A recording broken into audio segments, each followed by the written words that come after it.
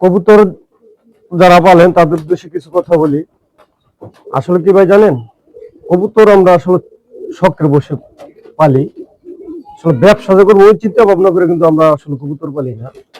দেখেন, আমি অল্প কিছুদিন হয়েছে এই খামারটা চালু করছি, আপনাদের দোয়ায় আলহামদুলিল্লাহ ভালো কিছু করতে পারছি।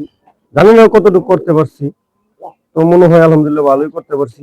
ভাই আর একটা কথা বলি, কবুতর যদি শখের বসে কিনতে যান, হয়তো আসলে টাকার চিন্তা করলে কবুতর পাইবেন না। টাকার দিকে তাকাইলে ভালো মানের কবুতর পাইবেন না।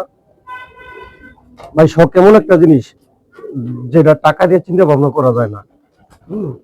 যদি কবুতর ভালো মানের কবুতর নিতে চান, টাকার দিকে তাকাইবেন না।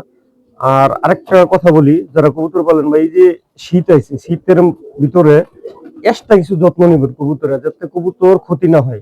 ভাই একটা কবুতর ক্ষতি হয়ে গেলে কিন্তু আসলে অন্যরকম একটা কষ্ট লাগে। টাকাটা কিন্তু বিষয় না।